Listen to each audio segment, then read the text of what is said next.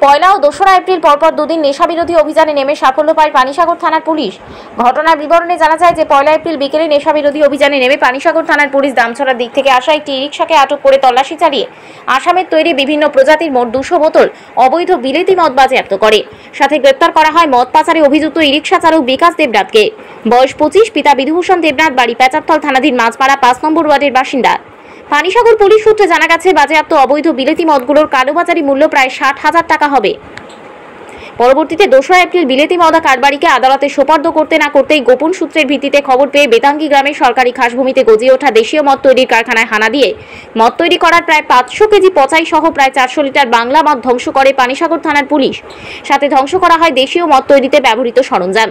যদিও গোপন অভিযানে জড়িত কাউকে গ্রেপ্তার করতে পারেনি বলে জানায় পুলিশ, তবে সরকারি খাসভূমি ব্যবহার করে অবৈধভাবে গজিয়ে ওঠা দেশীয় পদ্ধতিতে তৈরি বাংলা মদ কারখানা ধ্বংস করে দেওয়াতে পানিসাগর পুলিশকে সাধুবাদ জানিয়েছেন গোটা মহকুমার শুভবুদ্ধি সম্পন্ন জনগণ। জানা গেছে বেতাঙ্গি এলাকা সহ আশপাশ এলাকায় গজিয়ে ওঠা দেশীয় মদ কারখানাগুলোতে তৈরি বাংলা মদগুলো ধর্মনগর, কদমতলা সহ বিস্তীর্ণ অঞ্চল জুড়ে পৌঁছে দেওয়া হয়। উক্ত নেশাবিরোধী অভিযানের নেতৃত্বে ছিলেন পানিসাগর থানার ওসি সুমন্ত ভট্টাচার্য সহ বিশাল পুলিশ ও টিএসআর বাহিনী। এই ধরনের নেশাবিরোধী অভিযান আগামী দিনেও জারি রাখা হবে বলে জানান থানার ওসি সুমন্ত ভট্টাচার্য। পানিসাগর প্রতিনিধির রিপোর্ট, ত্রিপুরা পাইওনিয়ার। সেগুলোকে আমরা দেখতে পাই এবং আমরা সবাই মিলে মোটামুটি 300 কেজি পচাই, যাকে বলে দেশি মদ বানাতে ব্যবহৃত হয় পচাই, এবং প্রচুর পরিমাণে প্রায় 500-600 লিটারের মতো দেশি মদ পচাই, ভাত 200-300 কেজি, এগুলোকে আমরা এখানের মধ্যে নষ্ট করি এবং আমরা তদন্তে আছি।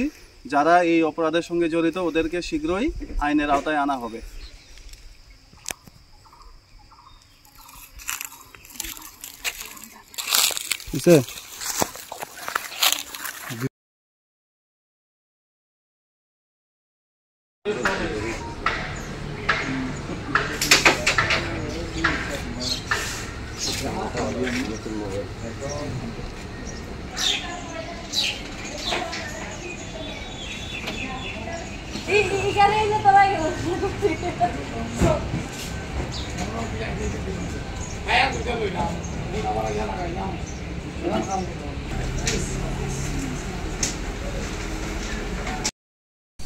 আজকে বিকেল অনুমান 4টার দিকে আমাদের সিক্রেট ইনফরমেশন আসে যে দামছড়া রোড থেকে একটা হাই স্পিড অটো, যার নম্বর TR053712, সেটা কিছু বিলেতি মদ নিয়ে আসছে, পেচারতলের দিকে যাবে, কাঞ্চনপুর রোড হয়ে।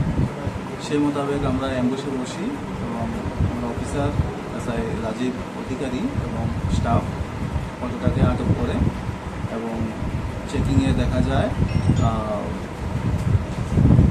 200 বোতল আসাম মেড পল্টু বিলেতি মদ ধরে নিয়ে আমরা।